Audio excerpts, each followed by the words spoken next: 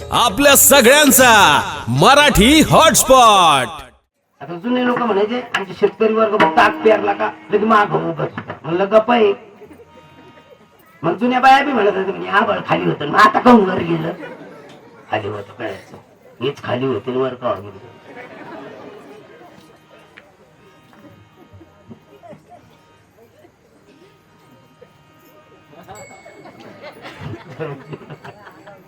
तुझा मुद्दा लागला म्हणून काय दान द्यायचं नाही. एका राजाने दान दिलं महाराज भागवत काय त्यानं दान दिलं मग तो राजा कोणता शिबी. काही गरज होती त्याला त्याची परीक्षा पाहायला आले. राजा काही बी करू शकतो ना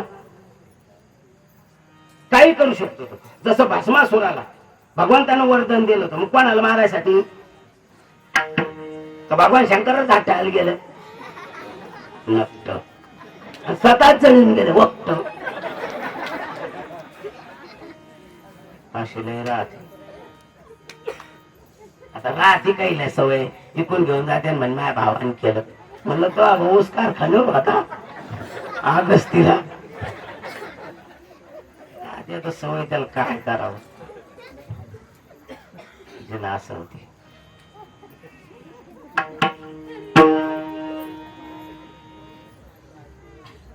देता येत नाही महाराज मांसदान. जर दिलं असं त्या कुटुंबात बऱ्याच बारे असं पाप जर घडलं कोणत्याच कामाच नाही. खायचं ममे म्हणलं तू याच्यापेक्षा काही त्यांना जमत. सुनील महाराज आता या लॉकडाऊन मुळे मागच्या वर्षीपासून ते उघडलं जाणं आपण लगेच बंद केलं. क्वचित या 2 वर्षात तर बॉ एकदा किंवा दोनदाच गेलं असं बंद केलं. कारण बाबा मला भेटतात पण चांगलं वाटत नाही आपल्यामुळे साधूला त्रास हो म्हणून जात नाही. तसं मी तेव्हा पौर्णिमेला जायचो अशी घेऊन येते महाराज ही माय बाबा हे असंच पाहत असं काऊन पाहत आधी तो आजच्या पंजानी केली असं काऊन पाहत म्हणून मी भागवत ऐकते. म्हणून मी भागवत ऐकतो त्याचा ऐकवतो तू नुसतं ऐकवतो. पण कशामुळे दोष लागला मांसदान म्हणून. मग हा दोष लागला तो शिबीराजाला. शिबीराजाच्या कुटुंबात सुद्धा अशी मुलं जन्माला आली महाराज. आणि ते तो दोष घालवण्याकरता त्यांच्या कुटुंबातल्या मागचे पुण्यही चांगले असल्यामुळे राजा भगीरथ जन्माला आला. त्यांनी उग्र तपश्चर्या केली गंगा आणली. कोणासाठी आणली त्यानं सगर पुत्र म्हणजे त्यांच्या कुटुंबासाठी आपल्यासाठी आणली. मग आपण आणि ती हस्ती त्यांनी गंगेत टाकली म्हणून आपण हस्ती कुठं टाकतो आपल्या टाकायचा अधिकार आहे का टाकीत जा.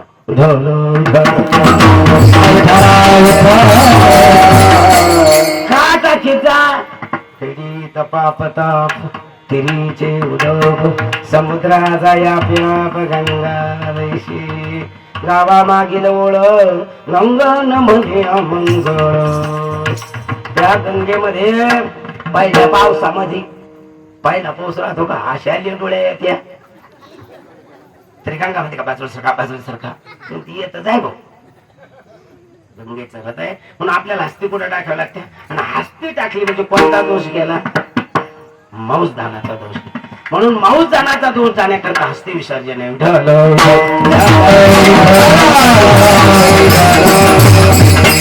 जर आपण मांसदान दिलंच नाही 7 पिढ्या तर आपल्याला हस्ती टाकायची गरज नाही का गरजच नाही. आता होत हे काही नजर चुकीनं पाप होतं काही जाणीवपूर्वक होतं. काही कुटुंबामध्ये नवस करतात मग नवरा माळकरी भजने राहतो बायको बी त्या नवऱ्याचं ऐकती पण सासू येडीक हे पुण्य ऐकलं तर तिकडची पटकन नव्हती काही त्याला काय होतो करायला तो विना काही हो पण करायच लागून देव रात्री स्वप्नात येतो म्हणे माही ना काय पुरण पडेल त्याला काय वाटते होते का त्या देवाला ते देव बी तशीची. अबुल्या इच्छाने का पिढी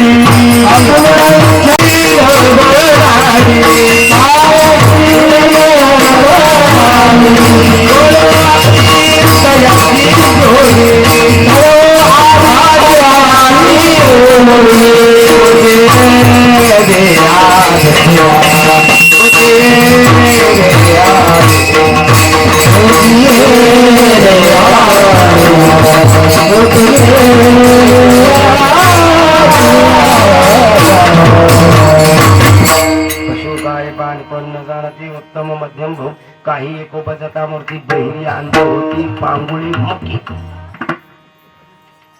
म्हणून त्या देवाचं मलाही घेणं नाही. म्हणून हस्ती दोष आहे. दुसरा दोष आहे रक्तदोष. रक्तदोष लागतो कशानं आणि रक्तदोष जातो कशानं हा विचार करावा. रक्तदोष लागतो तो वेळ काळ न पाहिल्यामुळे. आता वेळ काळ पाहणं संपलं हो. कधी होगा लग्न 12-55 कधी लागत हो. काय गेले ते बामणाने येणं घ्यायला पैसे दान द्यायला त्याच भलं करतील. आपल्याला पाहायचं नाही टाइम तर त्याच्याकडे जायचं कशाला. 12-55 जमत नाही पाहायला. आपलं जमू राहिलं इकडे मग याला काय आलं. याला पैसे फुकट झाले तरी नाही. मला कधी कधी कळत नाही ते बामणाला उभंच राव 1600 रुपये घेतो राव एक लग्न लावायचे. आजच मंगलाष्टक म्हणतो आम्ही 2-2 तास करतो तरी म्हणजे एवढे पैसे आले काय करायचे.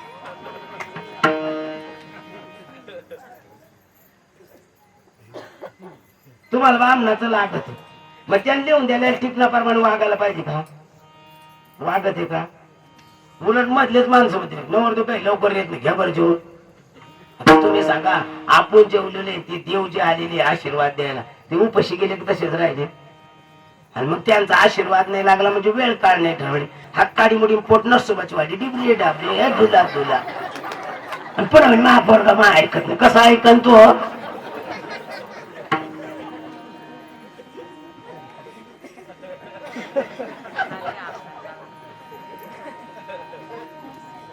कशामुळे दोष लागला तो वेळ काळ लग्नापासून पाहिजे नाही. पुढचं सांगत नाही. तुकोबारायचं प्रमाण सांगतो. विधी न शेवण विषय ते समान. विषयाचे सुख येथे वाटे गोड पुढे अवघड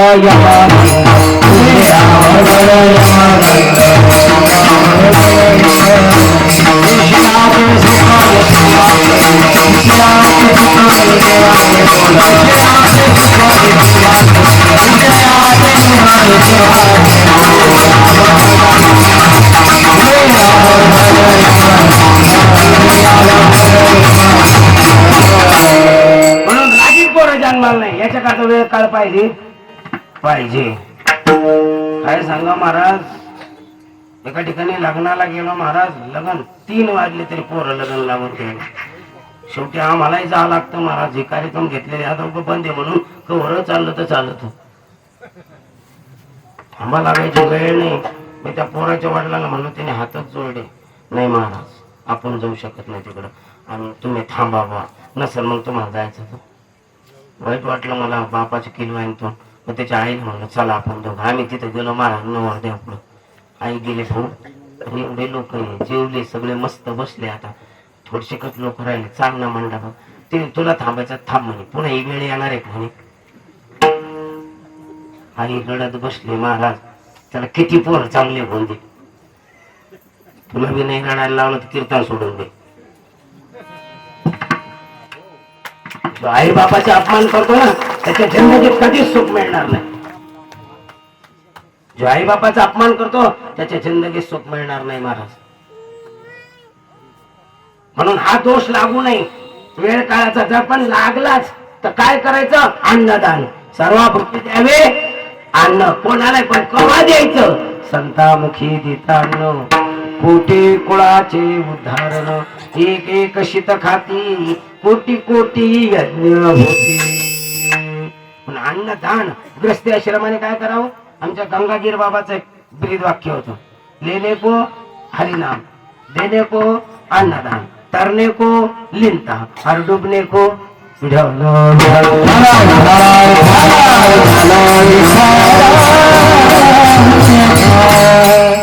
मागच्या वर्षीपासून तो सप्ताह खूप छोट्या प्रमाणात करावा लागला. नसता भारतात मधला पहिला नंबरचा सप्ताह आहे गंगाधीर बाबा. स्वतःहून येते तिथे हे सगळे ज्यांना येता येत नाही ते सुद्धा. आम्ही सुद्धा चास लागत परंपरा आहे सावखेडमुळे.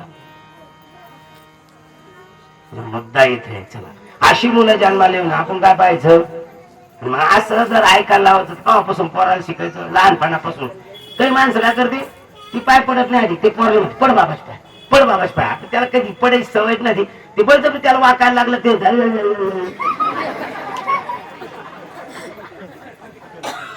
अरे अगोदर तुम्ही त्याला घरी सवय लावा भाऊ. आजीच्या पाय पड बाळा, आजोबाच्या पाय पड बाळा, तुळशीला दिवा लाव बाळा, देवपूजा कर बाळा, आवरलं तुझं चहा घे बाळा, तू तुझे वडील आहे त्यांच्या पाय पड. हे कोणा शिकायचं? कीर्तनात कीर्तनात पोर राहते माणसं राहते. एक म्हणतो कीर्तनच पाकिट करून देतो. म्हणलं तू कोण आहे? ते मी शिक्षक. म्हणलं रिटायर झाला ना. हो. म्हणजे मला पेन्शन आहे. म्हणलं मग तू काय शिकत होता? पेन पोरं. म्हणलं पोरं शिकून जर तू पेन्शन घेतो, मी माणसं शिकवतो.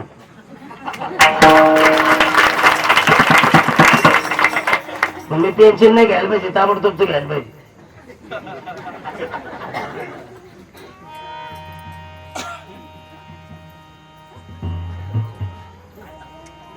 चला, दोष हस्ती दोष सांगितला, रक्त दोष सांगितला. आता जन्मदोष सांगितला. जन्मदोष लागतो कशानं? बाल हत्या. आणि बाल हत्या केव्हा होती?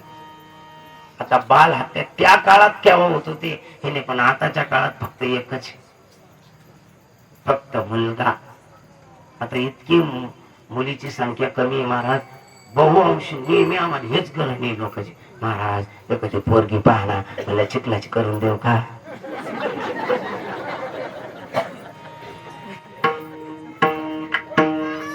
हे 2 एकर 4 एकरवाले तर रिकमीच पडली. त्यांना एकच घ्यावं पातळीच्या बाजारात. मावशी वांगी केवढ्याला? म्हणलं तेवढ्यालाच घे.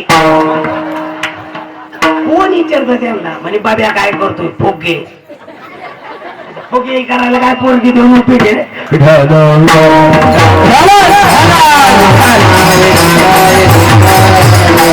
चालायला लागलं गुडघे दुखतात, उभा राहिलं टाचा दुखतात. ते हो, त्याचं कारण असं आहे, स्लॅब पिल्लर पेक्षा स्लॅब जादा झाला. पिल्लर पेक्षा स्लॅब जादा झाला. त्याच्यामुळे स्लॅबचं वजन पिल्लरला सहन होत नाही, म्हणून डुबू डुबू डुबू डुबू. त्याने डॉक्टर साहेब असं हसू नका, ज्याचं दुखत त्यालाच कळतो. डॉक्टर म्हणे आजी हसण्यासारखं काही वस्तुस्थिती आहे. याच्यावर इलाज, ते म्हणते त्याच्यावर इलाज आहे ना, त्याचे पथ्य बी आहे, औषध घ्यावं लागेल. ते मी औषधं घेते, पथ्य बी पाळते. ते तुम्हाला आधी मला काही विचारणार, ते विचारणार तुम्ही एका टायमाला किती खाता? 10 चपात्या, 5 प्लेट भात आणि 3 प्लेट भाजी. म्हणजे 10 चपात्या, 5 प्लेट भात, 3 प्लेट भाजी. ते कधी कधी जादा भूक लागली खाते म्हणा एखादी प्लेट जादा. डॉक्टर म्हणे आता असं नाही, आता 5च चपात्या खायच्या, 3च प्लेट भात खायचा आणि 1च प्लेट भाजी खायची. 3 जेवायच्या आधी खाऊ का जेवल्यावर खाऊ म्हणे. डॉक्टर म्हणे मी वेल्डर मध्ये घालू का फॅनलाच धरू?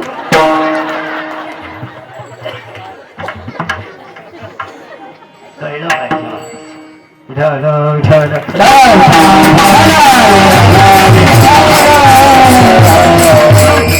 पाहिजे महाराज. सज्जन माय बापा विनोद कितीतरी सांगना भंगदा दुःखच्या हे बाकीचे मध्ये मी एवढंच येत होतं काय म्हणून. आता सगळं उतरणी सांगा लागल तो.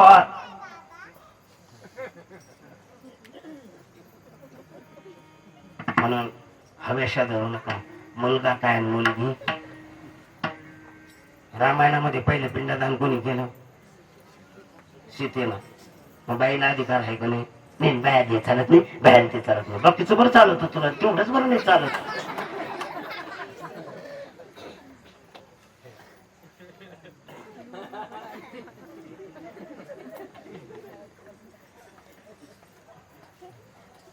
चला या मतदान आमचे म्हणून अधिकार सगळ्याला तो भाग मला नंतर सांगायचा.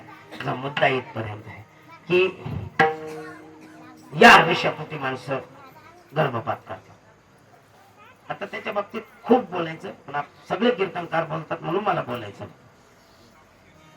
नसतं. ते आधुनिक गाणे म्हणून सुद्धा त्याला जोड लावतात, पण मला बोलायचं नाही. कन्या माने मला सांगा, ते पाप जर लागलं, सगळ्यात जास्त महापाप केलं पोरं मारण्याचं, तर याच महिन्यातल्या अष्टमीच्या तिथीला एकानं साहे मारिता दुराचारी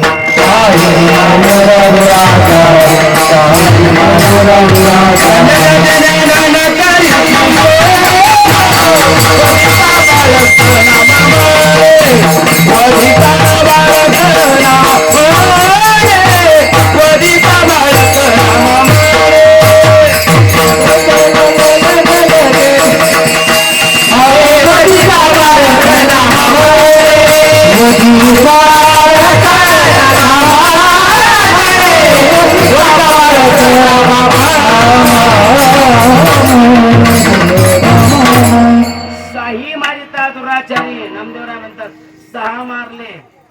सांगा ज्याने 6 पोरं मारली त्याचा वंश राहिला का? राक्षसावानी वागणारी माणसं राहिली पण राक्षस राहिली कशामुळे संपली राक्षस? त्यांनी बाल हत्याचं पातक केलं आणि आपल्या कुटुंबात जर बाल हत्याचा पातक झाला तर संतती होत नाही. डॉक्टरचे रिपोर्ट सगळे क्लिअर येतात तरी होत, बाकी काय करावं लागतं ते मी सांगत नाही. म्हणून आपल्या कुटुंबात बाल हत्याचं पातक करू नका. केल्यानंतर कंसाचं कुळ वाढणार नाही. आपलं कुळ वाढत असेल तर पातक करू नका. मग आपण करावं काय? सदा नाम घोष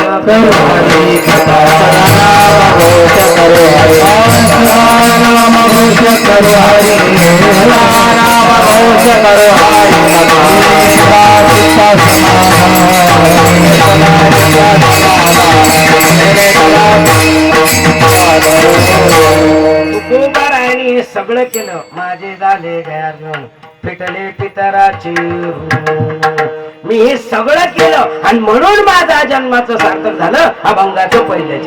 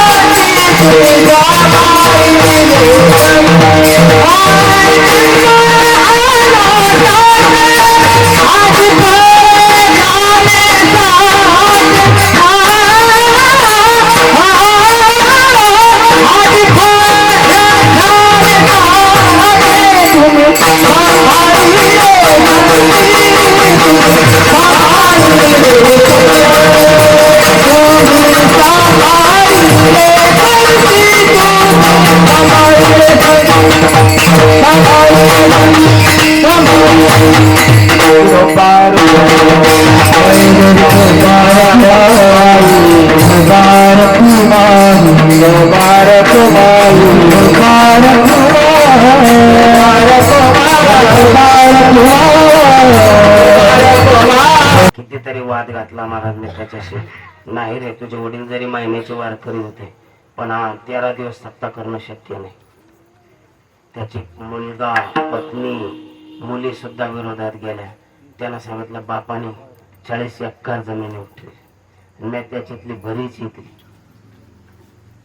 पण तरी पण माझा बाप मला कधी एक शब्दाने बोलला नाही. म्हणून मला 13 दिवस सप्ताह करायचा. माझ्या जिंदगीतली पहिली वेळ महाराज 13 दिवस सप्ताह करणारा माझ्या गावात आणि वडिलाचा वर्ष श्राद्धाचा सप्ताह करणारे सुनील महाराज. जन्म आलो कशामुळं? वडिलालाही संतांचे विचार पडले होते आणि मुलालाही. म्हणून तुम्ही सांभाळले संती संत विचार, संत कृपा झाली इमारत फळाली. परिणाम काय झाला? भय निरसने खंती. यांचंही भय गेलं की आपल्याला पितृदोष लागला का? आपल्या कोण पितृदोषातून मुक्त झालो का? आणि त्यांचाही दोष गेला. भय त्यांचंही भय गेलं, चिंताही गेली, कृत्य झालो, इच्छा केली. आणि जो जीवनामध्ये महत्वाचा अंग आहे तो सुद्धा संपलं. म्हणून तुका म्हणे काळ आता करुणा शके बोल. काळ त्यालाच नेतोय जो नीती पाळत नाही, नाती पाळत नाही. काळ त्यालाच नेतो जो कीर्तनाला येतो आणि चपला बदलून नेतो. बाकीचं काय काय सांगू? आता कव्हाल नेतो ते भयाला माहिती. लय कीर्तन ऐकले. आपल्या सगळ्यांचा मराठी हॉटस्पॉट.